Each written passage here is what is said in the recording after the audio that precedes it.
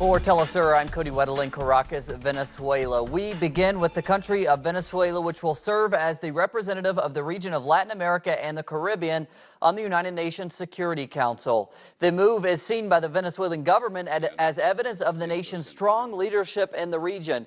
Just a little over an hour ago, 181 countries voted in favor, 10 abstained, and 1 voted against the move. Along with Venezuela, Angola, Malaysia, and New Zealand will serve 2 years as non-permanent members of the Security Council.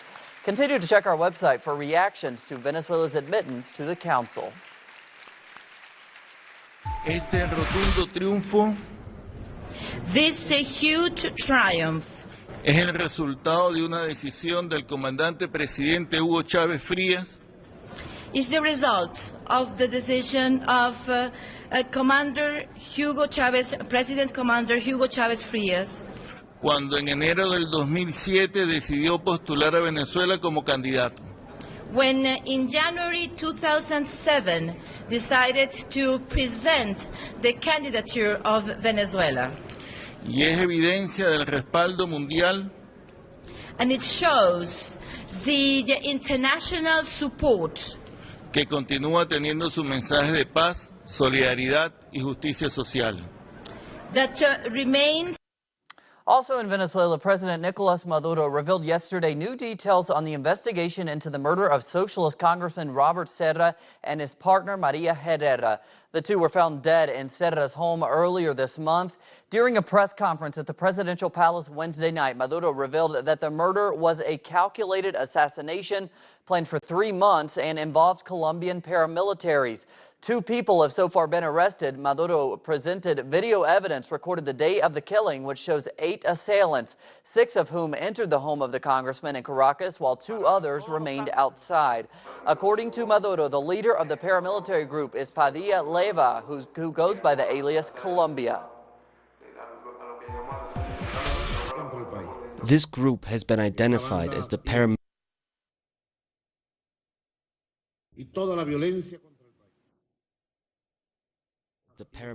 organization, El Colombia.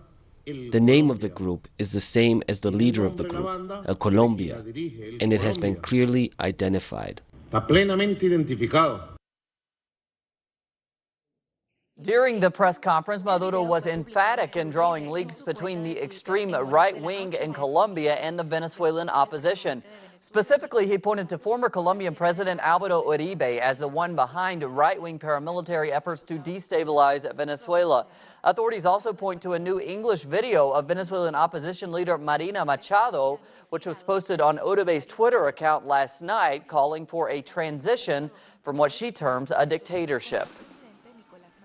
We live in a dictatorship, and like all dictatorships, this one fears truth. These latest indications of Uribe's meddling in Venezuelan affairs come in the wake of 2 students accused of planning terrorist attacks in Venezuela. They allegedly plan to target public places in hopes of leading to a destabilization of the government. It also follows a wave of violence instigated by the Venezuelan right wing in February of this year that left more than 30 people dead. Most of the violence took place in the states closest to the Colombian border. In Mexico, unrest continues as 43 students remain missing. For the latest update, we go to our correspondent in Mexico, Clayton Kahn. Today, Mexico's Attorney General Jesus Murillo Caram is expected to announce that high-sum rewards will be offered to those who can provide substantive information that will lead to the whereabouts of the missing 43 Ayotzinapa students. The news comes after 2 days of widespread protests and strikes by families of the disappeared, students and citizens throughout the country demanding the return alive of the mostly indigenous and working-class students. The Attorney General has also announced that up to 50 people have been detained, most being municipal police from the town of Iguala for their involvement in the forced disappearances. Meanwhile, a local independent police force in Guerrero says they have found 6 more mass graves in the town where the students were attacked on September 26th. And thanks to Clayton, we turn to Argentina now, where the country will soon launch a new satellite. We go to our correspondent Leonel Poblete Caduti. Leonel. Hi Cody, and great news coming from Argentina today because Argentina will be launching its very own communicational satellite into outer space, not here from Argentina, but from French Guyana, more specifically from the Kourou Space Centre based in French Guyana, anytime today between 6 p.m. and 7 p.m. Now, Argentina becomes only the 8th nation in history to design, assemble, test and now launch its very own communicational satellite. As you'd imagine, expectation here in Argentina is very, very big indeed, also in the rest of Latin America, because it proves that sovereignty in terms of satellite technology is definitely possible, and this launch of ARSAT-1 definitely does lay the foundations in that order. The ARSAT-1 is the first of 3 communicational satellites which will be launched by the Argentine state. That's it for now here from Buenos Aires. As more information on this comes in, we'll certainly let you know here on Telesur. Back to you, Cody. In Brazil, polls show that incumbent President Dilma Rousseff and her pro-market rival Aécio Neves remain neck and neck less than 2 weeks ahead of the presidential election. Rousseff continues slamming Neves, saying he will return Brazil to the levels of poverty and unemployment of the past.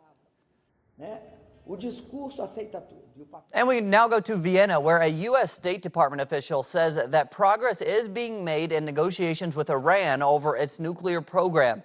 Despite that, much work is still needed to be accomplished before the end of the established deadline for talks in late November. Representatives from the U.S., Iran, and the EU met for 6 hours for 6 hours of talks in Vienna yesterday, and will continue the dialogue today with the aim of ending the decade-long standoff with Iran. And to Syria we go, where reports from the town of Kobani suggest that the Islamic State group is retreating and that Kurdish forces are regaining ground. In the past 2 days, hundreds of Islamic State group fighters have been killed by Kurdish fighters and U.S.-led airstrikes. A Kurdish official says that the Islamic State group probably controls less than 20% of the city. Despite that, a Pentagon spokesperson says that Kobani may still fall. The World Health Organization reports that in the coming weeks, the number of Ebola cases is likely to soar in West Africa. Currently, about 1,000 new cases are found every week.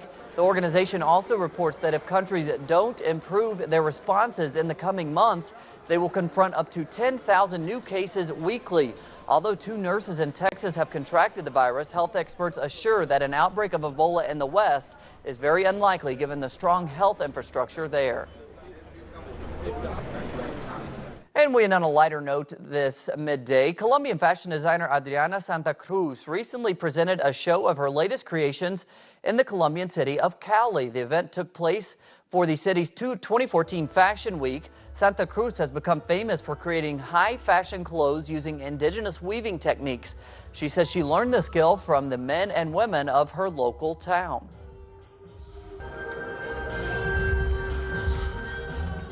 As always, we have plenty more on those stories and others at our website, telesurtv.net/English. For Telesur English, I'm Cody Weddle.